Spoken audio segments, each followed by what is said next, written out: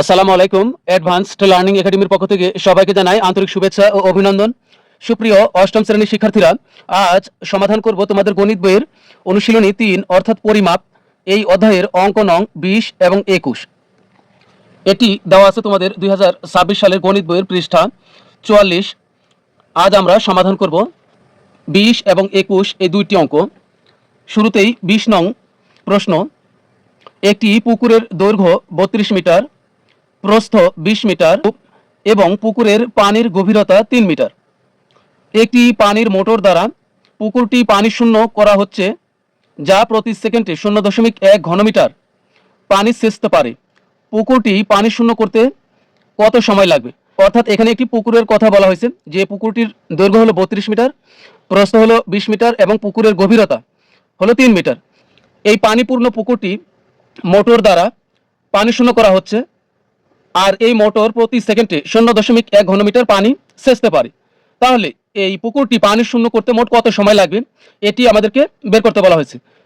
তো এখানে দেখো, এই প্রতি সেকেন্ডে পানি সেচতে পারে কত ঘনমিটার মোটরটি প্রতি সেকেন্ডে ০.১ ঘনমিটার পানি সেচতে পারে। ঘনমিটার কথাটি কখন আসে? আয়তনের বেলায় ঘন মিটার বা ঘন সেন্টিমিটার এই কথাটি আসে। এই কারণে আমরা সর্বপ্রথমে দেওয়া আছে দিয়ে পুকুরের দৈর্ঘ্য লিখব ৩২ মিটার, প্রস্থ লিখব ২০ মিটার এবং পুকুরের গভীরতা লিখব ৩ মিটার। সুতরাং পুকুরটির আয়তন কত হবে? আয়তন কথাটি কখন আসে? যখন আমরা ঘনমিটার এই কথাটি ব্যবহার করি। তাহলে এখন আমরা পুকুরের আয়তন বের করব। আমরা জানি আয়তন বের করতে হলে পরিমাপের ৩টি মাত্রা গুণ করতে হয়: দৈর্ঘ্য গুণন প্রস্থ গুণন উচ্চতা, অথবা দৈর্ঘ্য গুণন প্রস্থ গুণন গভীরতা। যেহেতু এটি পুকুর, তাই এর গভীরতা গুণ করতে হবে। শুরুতে আমরা লিখব যে দেওয়া আছে পুকুরের দৈর্ঘ্য, দেওয়া আছে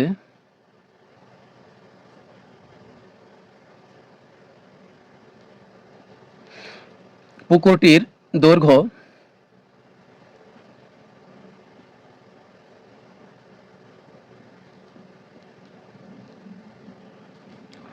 সমান ৩২ মিটার। পুকুরটির প্রস্থ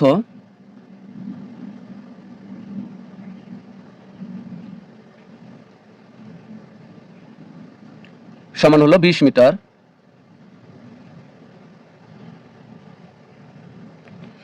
এবং যেহেতু আমরা ৩ নম্বর লিখবো, তাই আমরা এখন লিখবো যে এবং পুকুরটির গভীরতা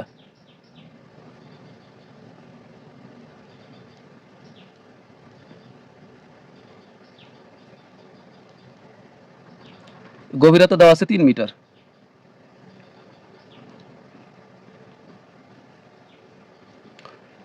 অতএব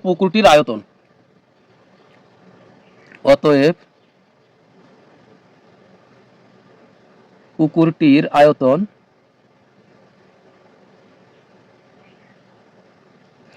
বত্রিশ দৈর্ঘ্য গুণন প্রস্থ ২০ গুণন গভীরতা হলো ৩। যখন আমরা এখানে আয়তন এই ওয়ার্ডটি ব্যবহার করব, তখন আমরা এখানে লিখব যে ঘন।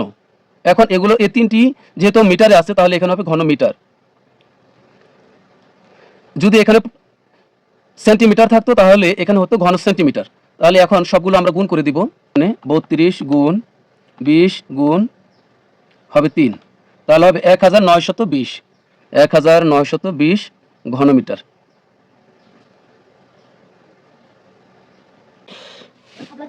এবার দেখো, প্রশ্নে উল্লেখ করা আছে যে মোটর দ্বারা পুকুরের পানি শূন্য করা হচ্ছে, অর্থাৎ সেচ কার্য পরিচালনা করা হচ্ছে, সে মোটরটি প্রতি সেকেন্ডে ০.১ ঘনমিটার, প্রতি সেকেন্ড মানে কি ১ সেকেন্ডে ০.১ ঘনমিটার পানি সেচতে পারে।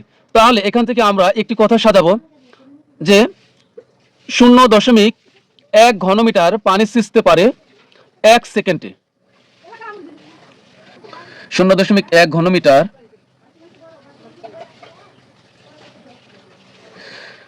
পানি সেচতে পারে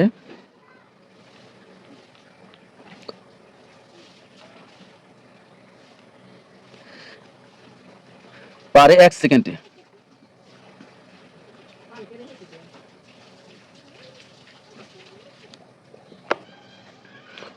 অতএব ১ ঘনমিটার পানি সেচতে পারে ১ বাই এই ০.১ এখানে আমরা নিচে লিখব এত সেকেন্ডে।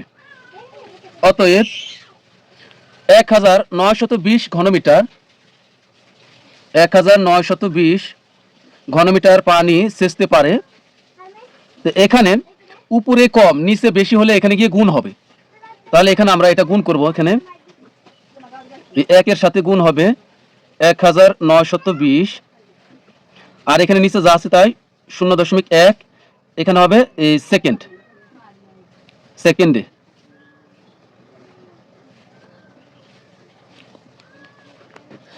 এবার দেখো এখানে আমরা কি করব, এই একের সাথে 1920 গুণ করব, তাহলে কত হবে? 1920ই হবে, কারণ এক দ্বারা কোনো কিছুকে গুণ করলে কোনো পরিবর্তন নাই, তার মানে এখানে হবে 1920। তাহলে 1920 একে ভাগ করব আমরা 0.1 দ্বারা, 0.1 দ্বারা ভাগ করলে হবে 19,200 সেকেন্ড। এখন সেকেন্ড দ্বারা কিন্তু আসলে পরিপূর্ণ সময় বোঝায় না, স্পষ্ট কোনো সময় বোঝায় না, তাই আমরা সেকেন্ডের পরের যে ধাপ আমরা যাব মিনিটে। আমরা জানি 60 সেকেন্ডে 1 মিনিট, তাহলে এই 19,200 সেকেন্ডকে আমরা 60 দ্বারা ভাগ করব, তাহলে 19,200 একে ভাগ করব আমরা 60 সেকেন্ড দ্বারা ভাগ করলে এখানে হয়ে যাবে মিনিট। এখন এটাকে যদি আমরা ভাগ করি 60 দ্বারা, তাহলে কত হবে? 60 সমান হবে 320 মিনিট। 320 মিনিট। এখন মিনিট থেকে কিন্তু আমরা আবার ঘন্টাতে যেতে পারি। আমরা জানি 60 মিনিটে 1 ঘন্টা, তাহলে এটাকে যদি আমরা 60 দ্বারা ভাগ করি তাহলে কত হবে? তো এখানে আমরা 320কে আবার 60 দ্বারা ভাগ করব, তাহলে কিন্তু এখন এখানে হবে ঘন্টা, কারণ মিনিটের পরের ধাপই হলো ঘন্টা। তবে এবারের ভাগটি আমরা আলাদা রাফে করব। 300 এখানে 60 দ্বারা ভাগ করব 320কে, তাহলে এখানে হবে কত? 60 দ্বারা 32-এর ভিতর যায় না, এখানে 2 অঙ্ক, তাহলে এখানে আরো একটি অঙ্ক বাড়াবো 320। এখন 60 দ্বারা 5 বার দিলে 5 6 30, আর 6 বার দিলে 6 6 36, 360 হবে। 5 বার দিলে হবে 300, এই 300, তাহলে এখানে কত অবশিষ্ট রইল? 20। তার মানে এই 5 হলো ঘন্টা, আর 20 হবে যেটি অবশিষ্ট রইল নিচে, এটি হলো মিনিট। এছাড়াও তুমি এখানে একটি জিনিস হিসাব করতে পারো, 320 মিনিটে আসলে কত ঘন্টা কত মিনিট হয়। আমরা জানি 300 মিনিটে হবে 5 ঘন্টা, কারণ 5 6 30, 300 মিনিটে 5 ঘন্টা, তাহলে এখানে হবে 5 ঘন্টা, আরো এখানে অবশিষ্ট থাকে 20 মিনিট, তাহলে এখানে লিখবো হলো 20 মিনিট। 20 মিনিট। তো এখানে আমরা যদি একটু নোট দিই তাহলে কিন্তু ভালো হবে, যে এখানে হবে 60 সেকেন্ড সমান 1 মিনিট, সমান হলো 1 মিনিট। 1 মিনিট। আবার এখানে আমরা দিতে পারি, এই যেহেতু 1 ঘন্টা সমান 60 মিনিট, সমান 60 মিনিট।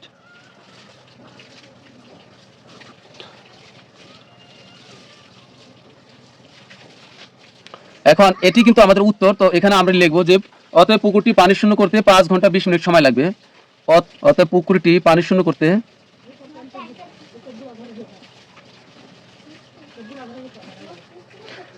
5 ঘন্টা 20 মিনিট সময় লাগবে।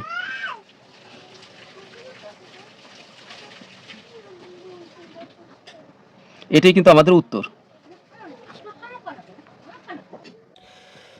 সর্বশেষ 21 নং প্রশ্ন, 3 মিটার দৈর্ঘ্য, 2 মিটার প্রস্থ ও 1 মিটার উচ্চতা বিশিষ্ট একটি খালি চৌবাচ্চায় 50 সেন্টিমিটার বাহু বিশিষ্ট একটি নিরেট ধাতব ঘনক রাখা আছে।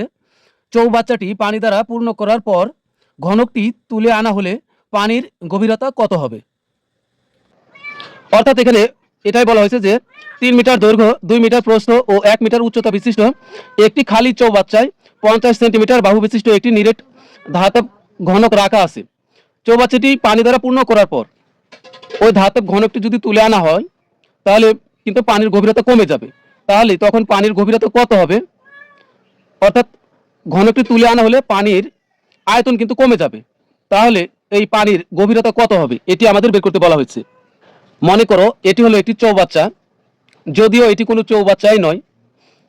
মনে করো এর দৈর্ঘ্য হলো 3 মিটার, প্রস্থ হলো 2 মিটার এবং উচ্চতা হলো 1 মিটার। অর্থাৎ উচ্চতা এই যে এখান থেকে এই পর্যন্ত বা একদম নিচ থেকে এই পর্যন্ত এটি কিন্তু হলো উচ্চতা।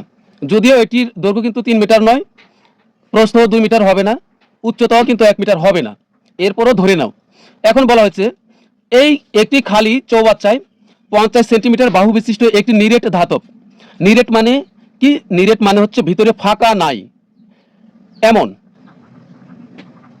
ধাতব হলো নিরেট, ধাতব হলো অ্যালুমিনিয়াম, তামা, এই জাতীয় কোনো কিছু।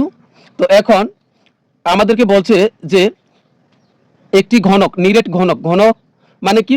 আমরা লুডো খেলার সময় যে ছক্কা ব্যবহার করি, যার 6টি তল আছে, যেমন একদিকে 1টি ফুটা, আরেকদিকে 2টি ফুটা, এভাবে 3 ফুটা, 4 ফুটা, 5 ফুটা, 6টি ফুটা থাকে, ওইটি হলো কিন্তু ঘনক। এমন একটি ঘনক এই খালি একটি চৌবাচ্চায় রাখা আছে। এখন এই খালি চৌবাচ্চার ভিতরে নিরেট ধাতব ঘনক রাখা আছে। এখন এটি যদি পানি দ্বারা পূর্ণ করা হয়, এরপর পানি দ্বারা পূর্ণ করার পরে এই ধাতব, নিরেট ধাতবটি যদি এখান থেকে পানি থেকে উঠানো হয়, তাহলে কিন্তু পানি আগে যে জায়গাতে ছিল পানি কিন্তু তার থেকে নিচে নেমে যাবে। কি হবে?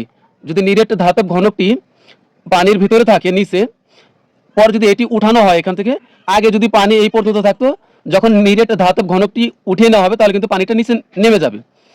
এখন বলছেন যখন পানিটি এই নিচে নেমে যাবে তখন এই পানির গভীরতা কত হবে, এটি আমাদেরকে বের করতে বলা হয়েছে। এই অঙ্কটি সমাধান করার জন্য সর্বপ্রথমে আমরা এই চৌবাচ্চার আয়তন বের করব। চৌবাচ্চার আয়তন কিভাবে বের করব? এর দৈর্ঘ্য 3 মিটার, প্রস্থ 2 মিটার এবং উচ্চতা 1 মিটার গুণ করলে আমরা পেয়ে যাব চৌবাচ্চার আয়তন। এরপরে আমরা বের করব এটার ভিতরে যে রাখা ছিল নিরেট ধাতব ঘনক, আমরা এর আয়তন বের করব। তারপর আমরা কি করব? চৌবাচ্চার পানির আয়তন বের করব। চৌবাচ্চার পানির আয়তন কিভাবে বের করব? চৌবাচ্চার পানির আয়তন আমরা বের করব চৌবাচ্চার আয়তন থেকে আমরা বিয়োগ করব নিরেট ধাতব ঘনকের আয়তন বিয়োগ করব। কি বললাম? চৌবাচ্চার আয়তন থেকে নিরেট ধাতব ঘনকের আয়তন বিয়োগ করলে আমরা পেয়ে যাব চৌবাচ্চার পানির আয়তন। এরপরে আমরা চৌবাচ্চার পানির আয়তনকে আমরা ভাগ করব চৌবাচ্চার এই তলার ক্ষেত্রফল দ্বারা। আমরা চৌবাচ্চার তলার ক্ষেত্রফল কোথায় থেকে বের করব? আমরা চৌবাচ্চার তলার ক্ষেত্রফল কিভাবে বের করব? চৌবাচ্চার যে দৈর্ঘ্য দেওয়া আছে 3 মিটার আর প্রস্থ দেওয়া আছে 2 মিটার, চৌবাচ্চার দৈর্ঘ্য 3 মিটার আর প্রস্থ 2 মিটার গুণ করলেই আমরা পেয়ে যাব চৌবাচ্চার তলার ক্ষেত্রফল। এরপরে আমরা সর্বশেষ বের করব পানির গভীরতা। যদি ঘনকটি তুলে আনা হয় তাহলে পানির গভীরতা কত হবে? চৌবাচ্চার পানির গভীরতা হবে চৌবাচ্চার যে পানির আয়তন, সেই পানির আয়তনকে চৌবাচ্চার এই তলার ক্ষেত্রফল দ্বারা ভাগ করলে আমরা পেয়ে যাব ঘনকটি তুলে আনা হলে চৌবাচ্চার পানির গভীরতা। তো এই অঙ্কটি সমাধান করার জন্য এখন আমরা সর্বপ্রথমে লিখব চৌবাচ্চাটির দৈর্ঘ্য 3 মিটার, প্রস্থ 2 মিটার এবং উচ্চতা 1 মিটার। সুতরাং চৌবাচ্চার আয়তন 21 নং প্রশ্ন দেওয়া আছে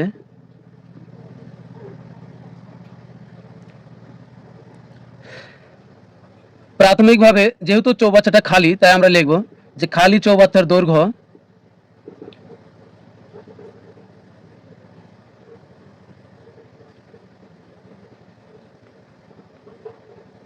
দৈর্ঘ্য সমান 3 মিটার।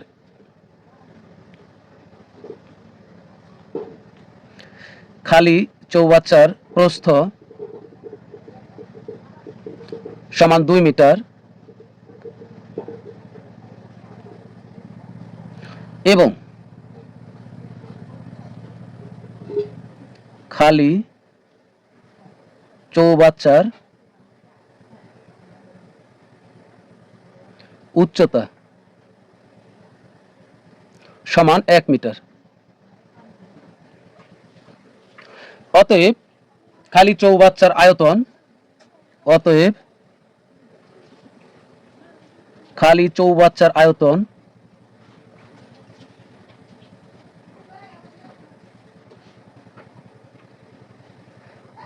সমান, আয়তনের বেলায় কি করতে হয়? 3টি মাত্রা গুণ করতে হয়। তাহলে দৈর্ঘ্য, প্রস্থ, উচ্চতা। দৈর্ঘ্য 3 মিটার, প্রস্থ 2 মিটার, উচ্চতা 1 মিটার। এখানে যখন আমরা আয়তন লিখব, এই পাশে অবশ্যই আমরা এখানে লিখব ঘন। যেহেতু এই দৈর্ঘ্য, প্রস্থ, উচ্চতা মিটারে আছে, তাহলে কিন্তু এখানে হবে মিটার, ঘন মিটার। এখানে আমরা গুণ করব 3 দুগুণে 6, 6 এর সাথে 1 গুণ করলে হবে 6 মিটার, 6 ঘন মিটার। এটা আমরা কি পেলাম? খালি চৌবাচ্চার আয়তন। তো এখন কিন্তু আমাদের লাগবে কি? নিরেট ধাতব ঘনকের আয়তন। তবে এখানে একটু ঝামেলা আছে। দেখো, এখানে দেখো প্রশ্ন উল্লেখ করা আছে যে একটি খালি চৌবাচ্চায় 50 সেন্টিমিটার বাহু বিশিষ্ট একটি নিরেট ধাতব ঘনক রাখা আছে। অর্থাৎ নিরেট নিরেট ধাতব ঘনকের বাহুর দৈর্ঘ্য আছে কি সেন্টিমিটারে। তাহলে এই সেন্টিমিটারকে আমরা মিটারে পরিবর্তন করব। তো এই জন্য প্রথমে আমরা লিখব যে নিরেট ধাতব ঘনকের এক বাহুর দৈর্ঘ্য, নিরেট ধাতব ঘনকের এক বাহুর দৈর্ঘ্য সমান 50 সেন্টিমিটার। এখন যেহেতু এখানকার দেখো প্রত্যেকটা একক মিটারে আছে, তো এই সেন্টিমিটার থাকলে হবে না, নিরেট ধাতব ঘনকের বাহুর দৈর্ঘ্যকেও আমরা মিটারে পরিবর্তন করব। সেন্টিমিটার হলো ছোট একক, ছোট একক থেকে আমরা বড় এককে গেলে আমরা ভাগ করব। তো 50কে আমরা ভাগ করব 100 দ্বারা। কেন 100 দ্বারা ভাগ করব? কারণ আমরা জানি 100 সেন্টিমিটার হলো 1 মিটার। যেহেতু 100 দ্বারা এখানে ভাগ করেছি, তাহলে কিন্তু এখানে আর সেন্টিমিটার লেখা যাবে না, এখন লিখবো এখানে মিটার। যেহেতু 100 সেন্টিমিটার সমান হলো 1 মিটার। এরপরে এখানে আমরা 50কে 100 দ্বারা ভাগ করব, তাহলে কত হবে? 0.5 0.5 মিটার। আমরা কিন্তু এক বাহুর দৈর্ঘ্য পেয়ে গেলাম। আমরা জানি ঘনকের প্রত্যেকটা বাহুর দৈর্ঘ্য একই সমান। তো সুতরাং নিরেট ধাতব ঘনকের আয়তন, প্রথমে আমরা খালি চৌবাচ্চার আয়তন বের করেছি, এখন আমরা নিরেট ধাতব ঘনকের আয়তন বের করব। অতএব নিরেট ধাতব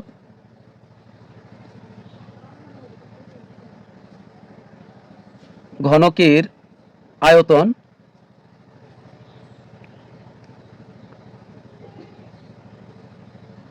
নিরেট ধাতব ঘনকের আয়তন কি? এটা আমরা জানি বাহুর দৈর্ঘ্য পাওয়ার কিউব। বাহুর দৈর্ঘ্য তার উপরে পাওয়ার হবে 3, বাহুর দৈর্ঘ্য পাওয়ার 3। এখানে নিরেট ধাতব ঘনকের বাহুর দৈর্ঘ্য কত? বাহুর দৈর্ঘ্য হলো 0.5, তো এখানে হবে 0.5, এটা কিন্তু বাহুর দৈর্ঘ্য বসাইলাম, আর তার উপর হবে পাওয়ার 3। তার মানে এখানে 0.5 মোট 3 বার আছে। তাহলে এই 0.5 আমরা যদি 3 বার গুণ করি, তাহলে কি হবে? 5 এর উপরে কিউব মানে কি? 125 হয়, 125, আর সামনে একটি দশমিক বসবে, আর এখানে হবে 0। অথবা চাইলে তুমি এখানে 0.5 গুণন 0.5 গুণন 0.5 3 বার লিখে গুণ করবে, তাহলে হবে 0.125। এখন এখানে কিন্তু হবে ঘন একক হবে, যেহেতু সূত্র লিখেছি ঘন একক, তাহলে এখানে হবে ঘন মিটার, এখানেও হবে ঘন মিটার। এখন দেখো এটিও হলো ঘনমিটার, আমরা এখানে আবার বের করেছিলাম কি খালি চৌবাচ্চার আয়তন, এটিও ঘনমিটার। এই 6 ঘনমিটার থেকে আমরা এখন 0.125 ঘনমিটার বিয়োগ করলেই আমরা পানির আয়তন পেয়ে যাব। তাহলে লিখবো যে পানির আয়তন, অতএব পানির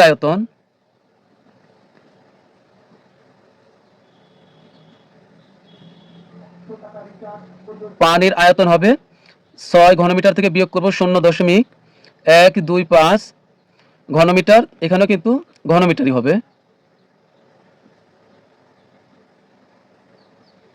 তাহলে এখানে বিয়োগ করি আমরা, 6 বিয়োগ 0.125, তাহলে হবে 5.875 5.875 ঘনমিটার। এখন আমরা বের করব চৌবাচ্চার তলার ক্ষেত্রফল। চৌবাচ্চার তলার ক্ষেত্রফল দ্বারা আমরা এটিকে ভাগ করলেই আমরা উত্তর পেয়ে যাব। এই কারণে আমরা খালি চৌবাচ্চার তলার ক্ষেত্রফল বের করব। তাহলে খালি চৌবাচ্চার তলার ক্ষেত্রফল কত হবে? শুধুমাত্র এই দৈর্ঘ্য আর প্রস্থ গুণ করব, উচ্চতার কোনো প্রয়োজন নাই। তাহলে খালি চৌবাচ্চার তলার ক্ষেত্রফল, খালি চৌবাচ্চার তলার ক্ষেত্রফল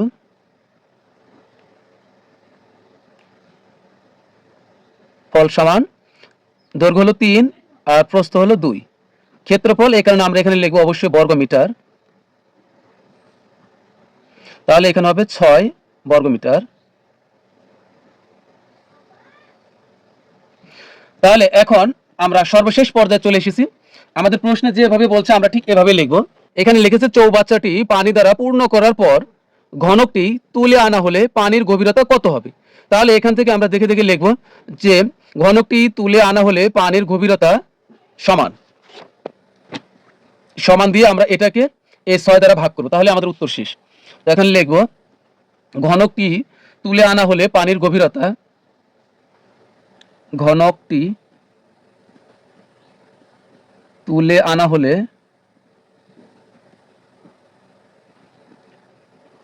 পানির গভীরতা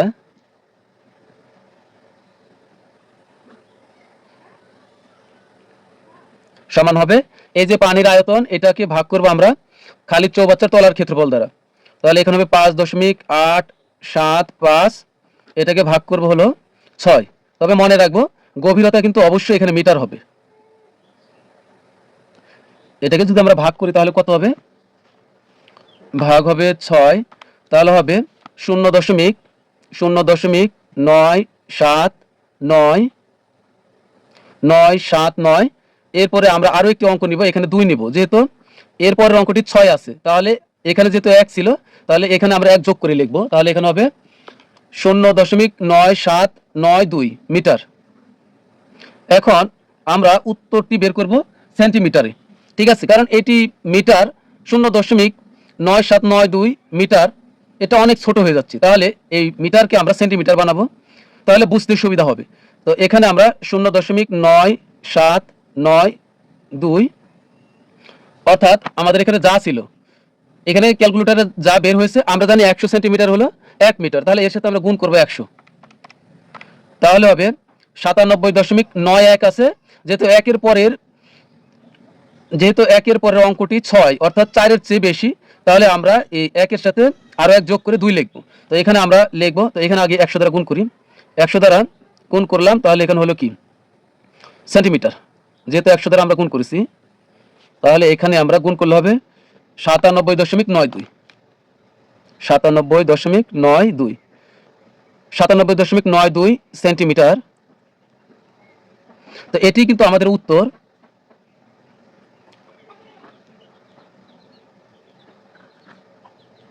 তো প্রিয় শিক্ষার্থীরা, আজকের মতো আমাদের ক্লাস এখানে শেষ। পরবর্তী ক্লাস দেখার আমন্ত্রণ জানিয়ে তোমাদের কাছ থেকে বিদায় নিচ্ছি। সবাই ভালো থাকবে, সুস্থ থাকবে। আল্লাহ হাফিজ।